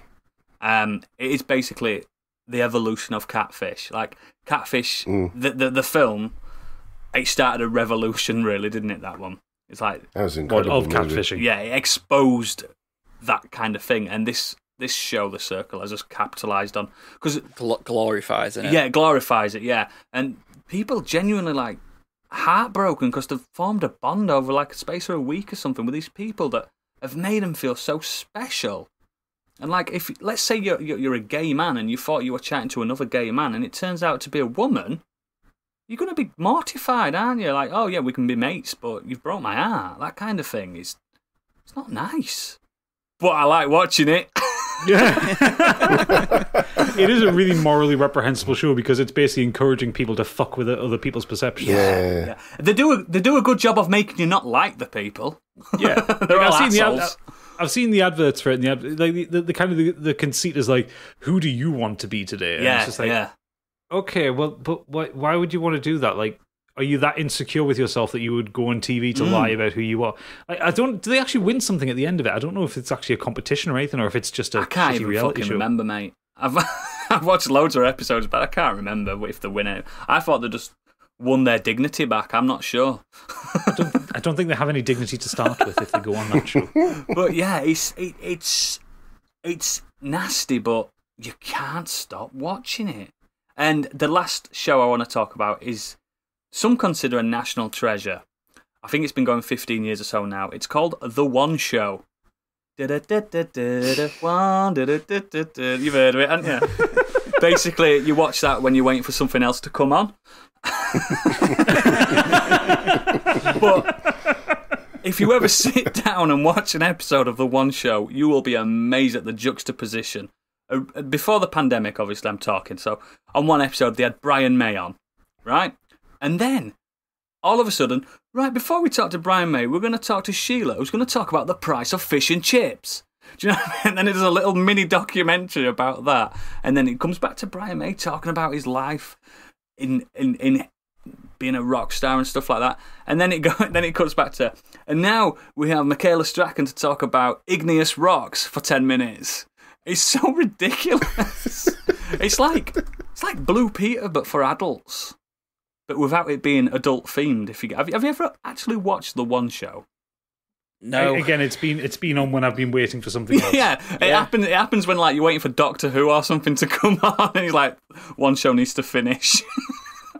But I genuinely like it. Like sometimes they have massive stars. They had Rod Stewart on, and I can't even think of anybody else now.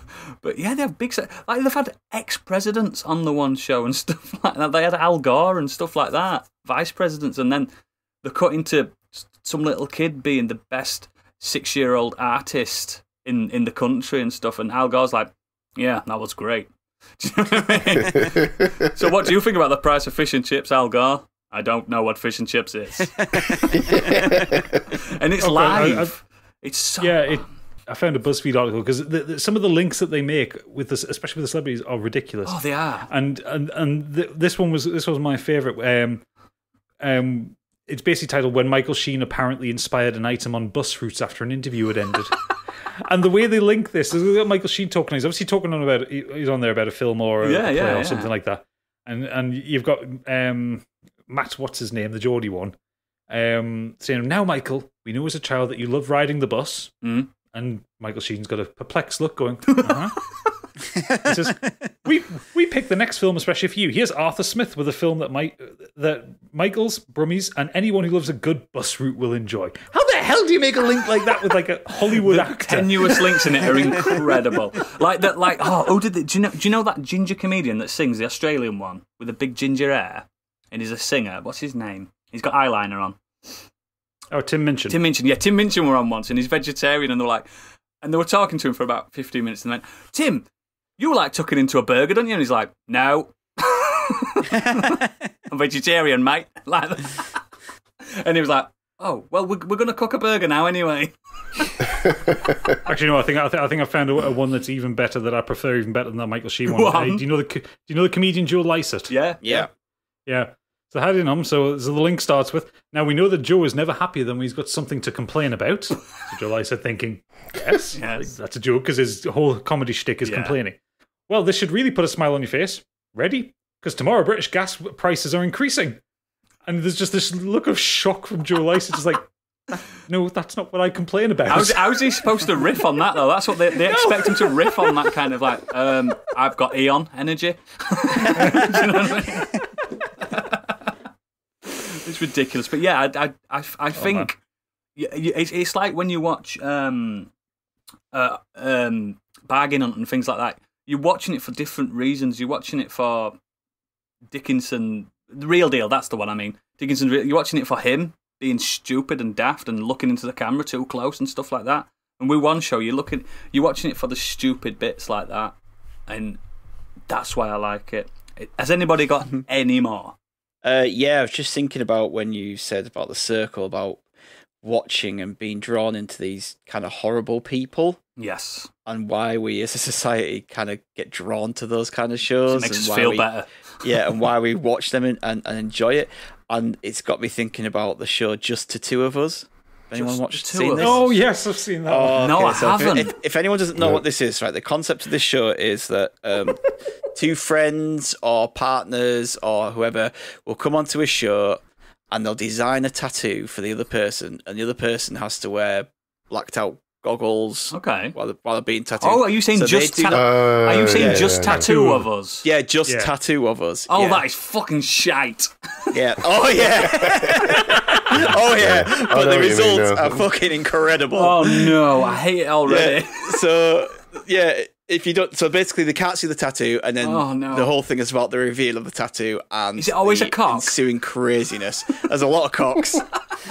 And it's just some of the stuff that people do to their friends and their partners. And I'm like, what are you thinking? How could you think that tattooing that on somebody is a good thing? It is just full of the worst people. And I had a little look again today at some of the reveals, and there's one guy who went on to dump his girlfriend. Mm-hmm. So he did this to dump his girlfriend. Oh my god, on telly.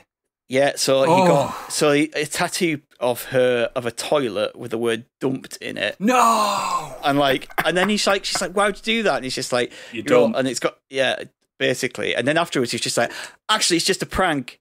You know, because me and you prank each other. I'm the king of the pranks. I've one-upped you and everything. And she's just like, nope, we're finished.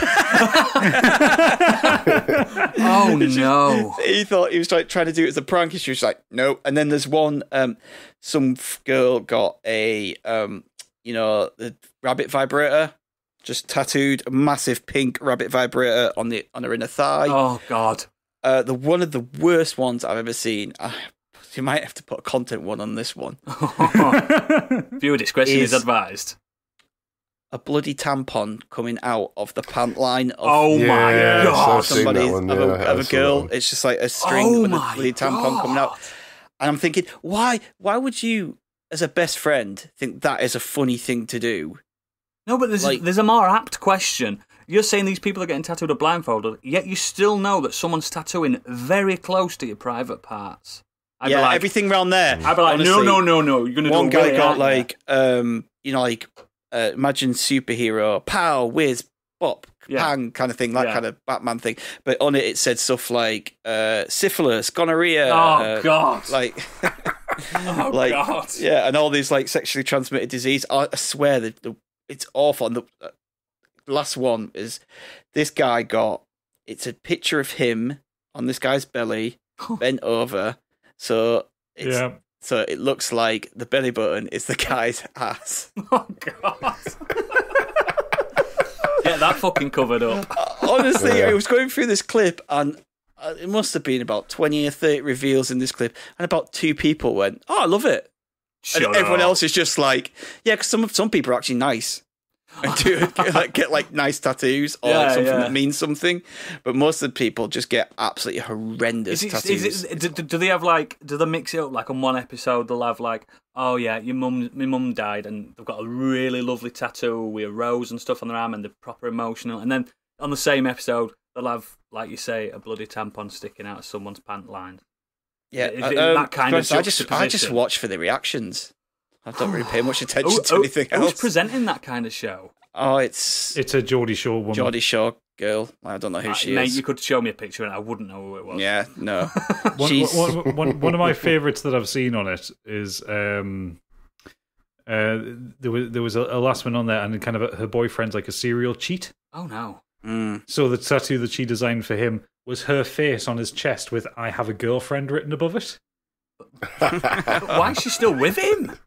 Well, I mean, that's a whole set of problems. Yeah. Aside from that, is there not a psychologist on this show? No.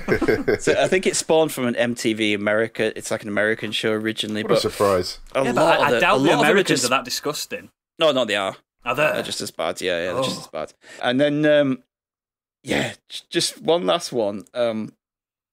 Not as extreme, but whenever I used to see this on, it'd be on late at night, and I'd always get drawn in and watch it. There's Storage Wars. Love Storage Wars. Absolutely love Storage. Whether it's the UK version or the US. The guy that does the it has to be the US the version. auction guy. Love him. But I just love the backstabbing and the shit talking. And they all know each other, don't they? They all know each other. It's all the same people always going to these lots, and they're always like, it's so good.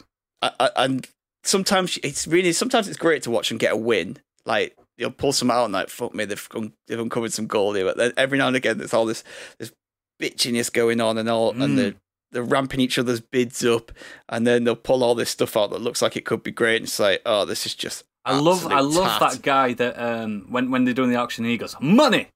Yeah, money. They all have their own characters. They're all little characters, and they're all like known as with little nicknames and stuff. And do you see that episode when they got loads of guns? Someone once got like they just got like a load of bouncy castles and inflatable stuff, and they were just like, oh, they seemed disappointed, and then one of them was just like, hang on.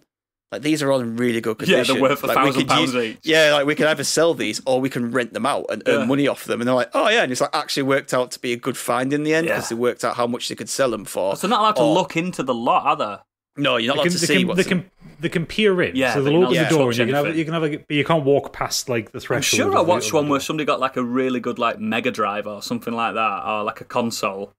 My favourite one was when one of them, it's like a really heated one, lots of drama. Oh yeah. And money. And like the bid on this thing, and there's like in the middle of the storage shed, it's like this thing that's covered over, and thinking, oh, is it a car? Is it a workbench? Oh, yeah, or whatever? yeah. And so is it the main couple? Like there's a bloke and his wife that are the kind of the lead ones. They've got their own pawn shop, haven't they? Them too. Yeah, they win it, and they pull the top back, and like they lose their shit because it's a Lamborghini. Oh, what? And then their main rival goes in. He kind of like opens it. He's like, I don't think Lamborghinis have Toyota written on the engine, and it's a fucking kit car. Oh, so they've lost their shit, but it's made with like a Toyota Corolla engine. Oh, it's devastating. Little MR2 engine. Yeah. Oh no! I've not seen that one, no, but it's fucking brilliant. I'd sell it to some absolute baller that hasn't got a clue. I'd be like, I do love it. This Lamborghini, it sounds like an MR2. It's incredible. But you know, the UK version it's just as good. They have some of the American guys on it, don't they? Yeah, sometimes they're just as stupid. Like in terms of the characters, and they're like Heavy D was just ridiculous. Every time he won something, it was just like boom, boom. So that's one of those like true TV shows, isn't it? Because he had, what was the other one that they did at the same time? It was like Lizard Lick Towing. Yeah. You ever watch that one? And then they started it all with like Dog the Bounty Hunter, didn't they?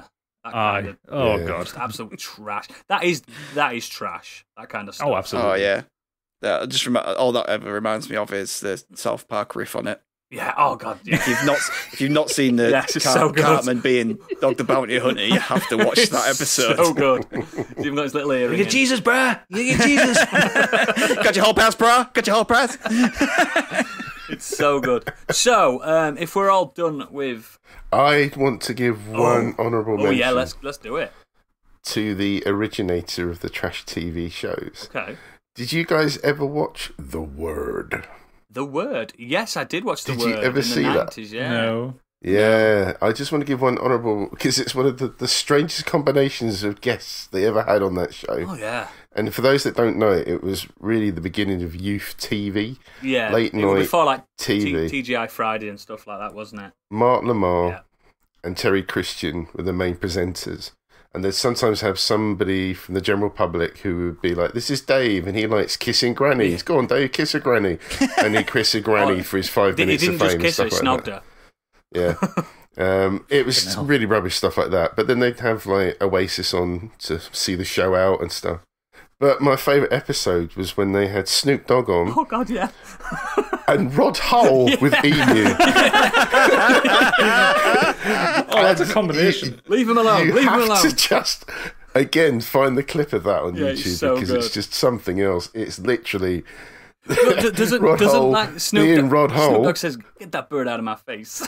He basically ends up attacking Snoop Yeah. Dogg with Emu, going to his nether regions at one point, just because that's what Rod Hull does. But I think if Snoop Dogg was strapped, I think he would have basically He'd have shot Rod that Hull bird. out a lot quicker than that roof did. Would have shot that because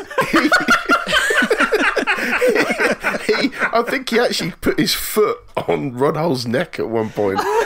It's just incredible the fact that God. somebody thought it'd be a good idea to have Rod Hull and Snoop Dogg together on the sofa. What must It's just something Americans else. have thought about him and Emu? Like British people, are like, yeah, fine, whatever, we get it. Yeah. Even though it's Stupid. ridiculous, but like being on the same show as Americans, they were just being like, "What the fuck remember is when- going on here?" It's like having Suge Knight and Spit the Dog or something. Do you know what I mean? It's just- I believe Rod Hull's dead. Rest in peace. But if we could, He is, we yeah. would have had him on the show. Absolutely. Sat next to Gadget, obviously. Oh, mate, could you imagine that? But yeah, speaking as we were saying, that's been trash TV from us. Speaking of trash, Gadget has a lot of trash mail. I'm assuming. Yeah, I mean, it's hard to filter out between the standard junk mail we get, the death threats, the bombs, and then the shit that the listeners send us, you know. So it takes a while. I bet it does. And there's a lot of it. So we're starting off this week with the lovely Gucci Gang Potato. Mm-hmm. She's I love messaged that in. one. That's amazing. Saying, I haven't watched TV in years, but what I did enjoy massively was 3 in a bed or 4 in a bed. Oh, yes. The drama was hilarious. Really good. People purposely scoring really low so they had a better chance of winning, etc. 4 in a bed is the one where it's B&Bs, isn't it? Hotel B&Bs. Yeah, it's so Yeah, good. hotels, It's B&Bs. so good. It's cutthroat as and people, fuck. yeah, they all have to go and stay. They're all B&B owners. They all have Yeah. to stay at each other's hotel. And you see they're like kind of like being extra snooty, like going like to the top of the dado rail and seeing if there's any Yeah. dust up there and stuff like Yeah. that. Oh, it's so dreadful. She They also get black says lights out as well. they do, yeah. It also says Geordie Shore. I've never watched it. No. Nope. Not sure if this is low budget, but absolutely loved it. My favourite scene is where Sam takes Chloe on a romantic picnic. Tells a story about a fortune teller in Byron who says it's time to take the relationship to the next level. Chloe thinks he's about to propose, but instead Sam asks if he can stick it in her arms. Oh my god. Oh my god. No, you can't do that, man. Actually, I will say YouTube that one because that clip is fucking hilarious because Oh. with the way that it's edited together with the kind of the talking heads and all that and her She reaction get to like it. proper getting emotional. Like, this is it. This is the moment. Yeah, like that. And like he says, I think it's time to let me stick it in your ass. Oh, and it no. goes to her, she's going, what did he just say? And stuff like that. Like that really fake And I bet Geordie she accent turned around that they and all said, have. "I did it anyway." Probably. Next up, she says, Filthy Britain SOS. I'll get back to you on this. It was either on Channel 4 or ITV, but it was a series on blocked drains. Yeah, and yeah, I some remember council this. workers going around showing blocked drains and unblocking them. And the fatbergs. It was filled with loads of innuendo. Yes, yes. And then she also tops off with any UK police programme. I live for the drama. Absolutely good stuff. We love the drama of the police programmes. Like I say, Oodles is about to guest on one. man. Yeah, I've been on a few episodes. Over on Twitter, Ben Blaster X says, somehow me and my girlfriend have been drawn into the unmissable car crash that is Married at First Sight Australia. Somehow, It's so because I fake told you to and watch so it. stagey, but ooh, so spicy. I can't take my eyes away. Mm. So that one leads us on quite conveniently to Tom Apes.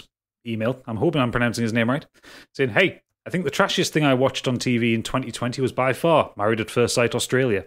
Channel 5 showed Season 5 from 2018. In case you're not familiar, the basic premise is that singles who can't find love apply to be on the show, and a group of experts decide who should be paired off with whom, and then they meet for the first time at the altar. They go on a honeymoon and then experience married life together for a period of time by living together and partaking in various activities, after which they must decide whether to stay together or get divorced. That does sound like marriage. I mean, you live with your wife and then you partake in activities.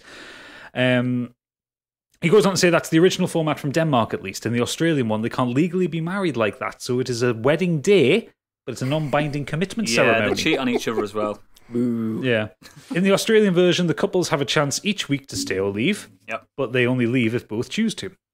I've not seen any of the original Danish show or any of the early Australian seasons, but would like to think that maybe the show just started off with some level of innocence before it descended into the utter car crash it is now. It didn't.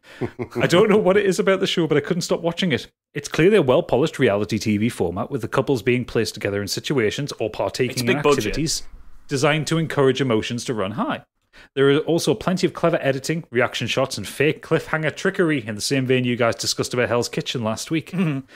There were dizzying highs and devastating lows. One couple's journey in particular was a repeating catalogue of deceit, betrayal, discovery, and reconciliation. For example, trying to hook up with someone else's new wife. Wow. Yep. The guy was a dick. She kind of had the last laugh by stringing him along to the very final recommitment ceremony and then just saying no, but she was no angel either. Another couple was a bit of a mummy's boy and a free-spirited independent woman who constantly clashed with her new mother-in-law. The mother-in-law didn't help things along, to be fair. Another couple was a total ice queen and a bumbling but loyal and generally well-meaning, if a little sex-obsessed guy. But Troy, he never stood a chance.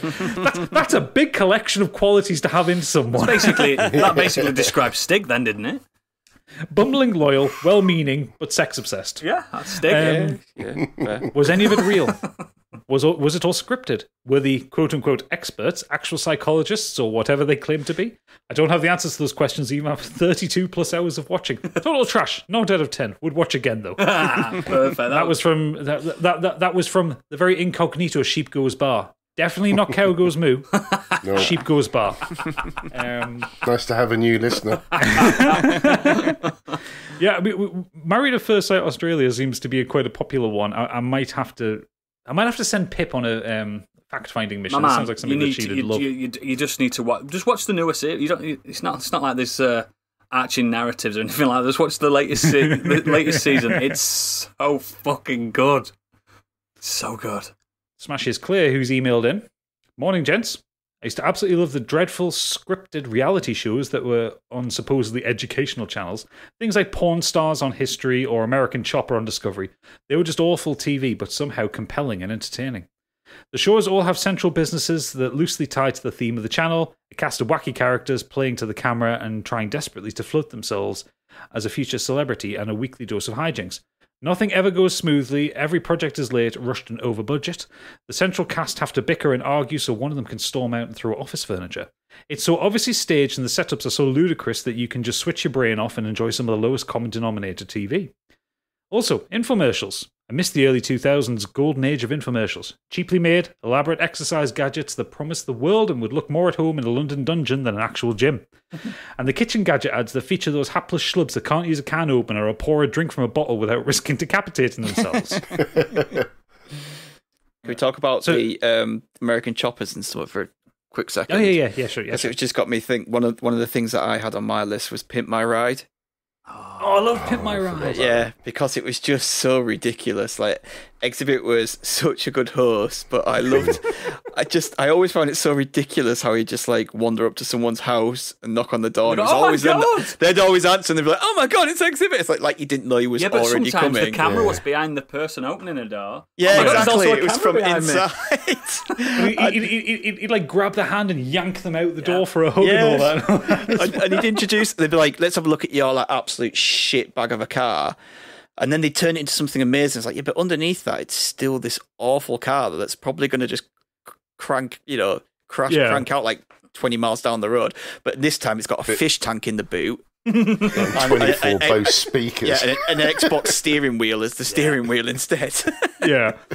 All those cars were horrendously impractical. There was one I remember seeing the car was in such a shit state that they actually couldn't legally let it leave the garage. Like there was nothing they could do because the entire frame was rusted. So they actually just gave them a fucking new car. But because of the way the advertising rules worked on UK telly compared to US telly, every time they mentioned the name of the car, they had to bleep it out. And then anytime there was a shot of the car, they had to bleep out the badges on the wheels and on the bonnets and stuff like that. Ridiculous, isn't it? I just remember one. It's like, oh, we heard that you really like ping pong, so we put a ping pong table in your boot. Like literally, like you open the boot and this ping pong table just folds out and it folds out like this, and people compare ping pong left and right from left side of the car to the right side of the car. And it's like, why would you want that? It's just taking all the boot space up. It's when it gets like the third season or something, and it says, and yeah, we put the standard PlayStation in the back of it. It's like it's no longer a novelty now. PlayStation in your car. You think when they take these cars back to wherever they live, it's like, that's going to be nicked in about 2 minutes. Yeah, or sold. I understand you like pizzas. Here's an oven.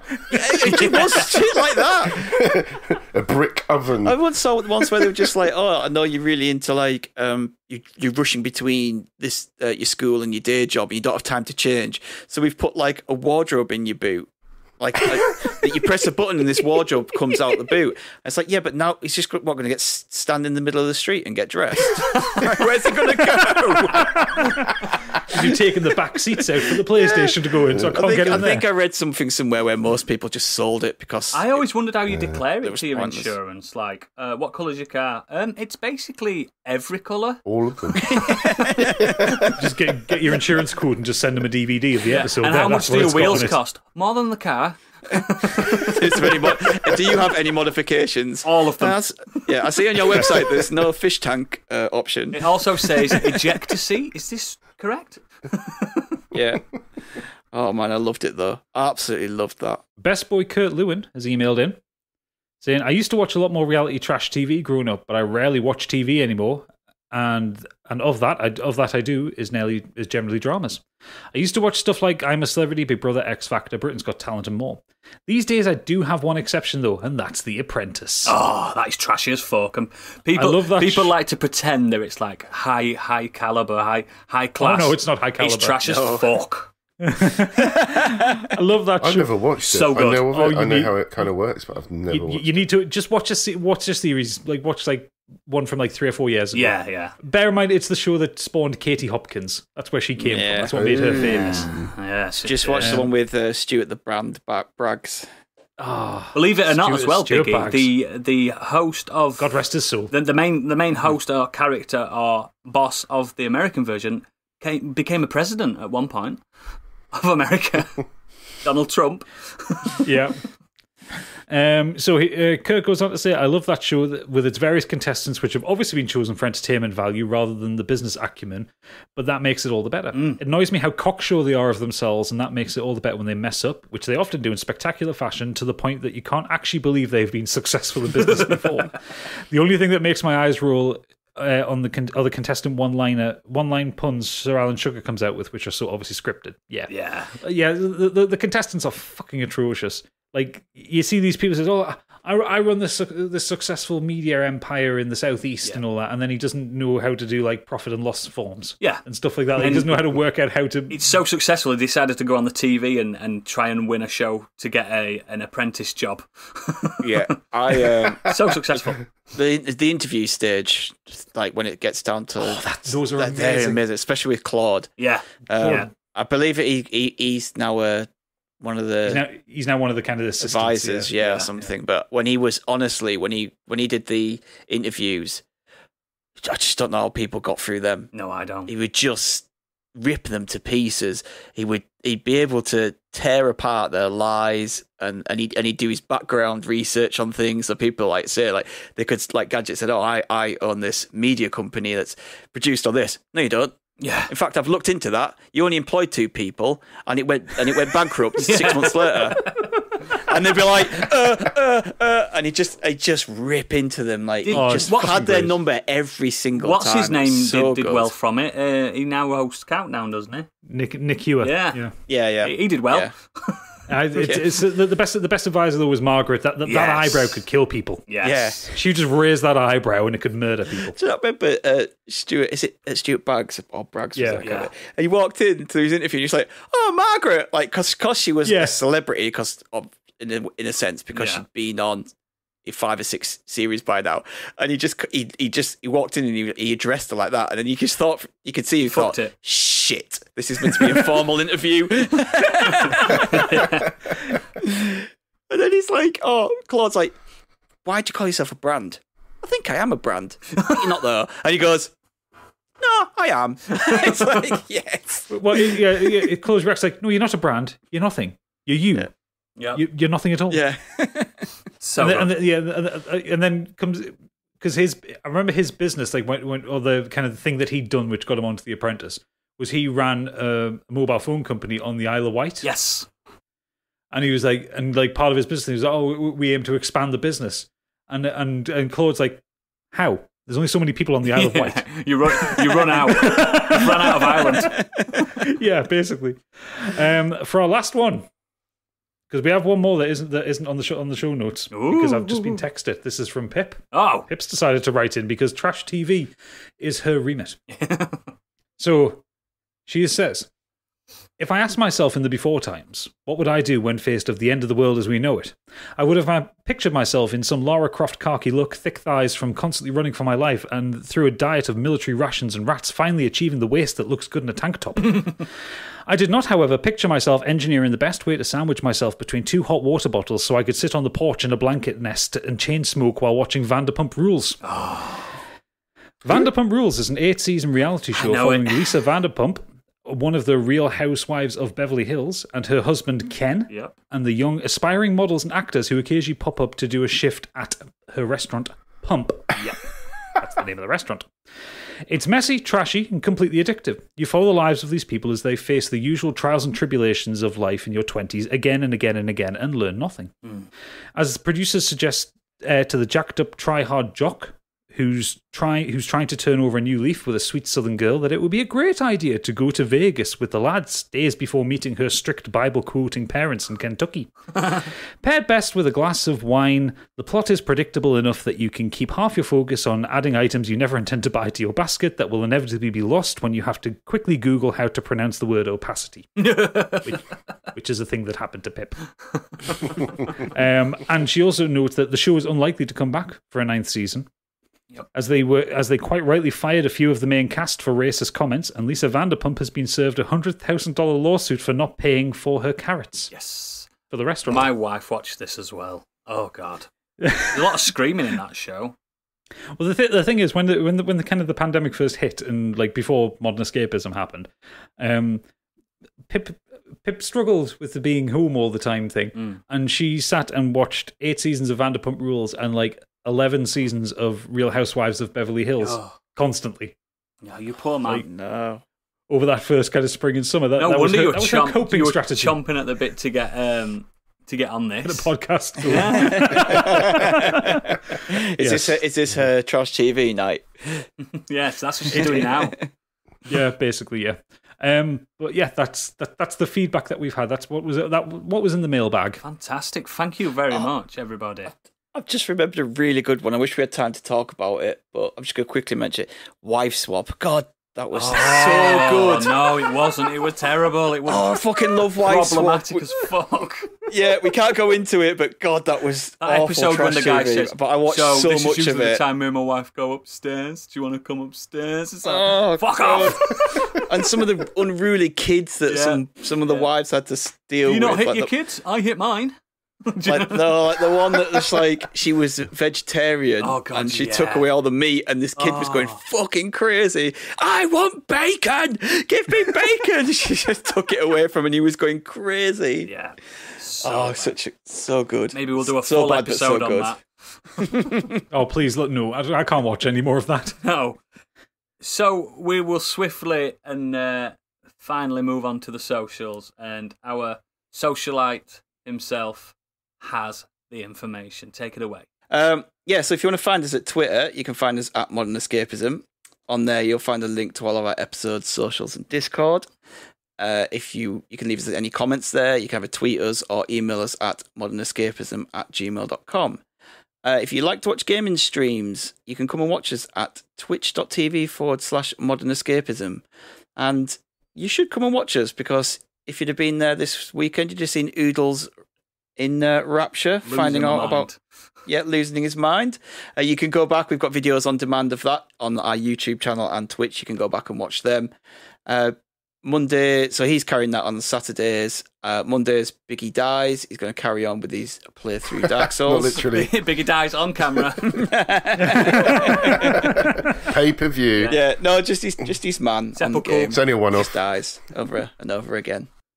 And Wednesdays, Gadget and I will carry on with our Dead Space 3 stream. By the time you hear this, we'll have done our first stream this week. I haven't watched it yet because it's but it will have happened, and it was amazing. Yep, I can. Yep, it's 5-star. It was so good. Twitch stream. Wow, I can't believe that thing happened. just wait until the listeners get in and see when the thing didn't happen as well. Oh, I know that thing that didn't. Yes. And speaking of 5 stars, leave us a 5-star review on Apple Podcasts or wherever you listen to us, because it really helps us get noticed, and it's a really cool thing for people to do, because we are worth your 5 stars. And we're narcissistic. And if you don't, we'll launch a 24-hour show of us. Oh God, no. I shouldn't. I've been on local television before, and I should never be on television ever again. Well, you've applied to be on it, so... I know. Yeah. This is why I was so surprised that I got past the preliminaries, so you won't see that for another year. I'll already be massive by then anyway. Yep, those are the socials. That's how you can get hold of us, and like I say, come and watch us stream. Thank you very much for that. And what I'm going to... before we leave, it's now time for my final thoughts. If you can't be committed to another person, at least be committed to the concept of character. And don't cheat. And don't be trash. Jerry Springer.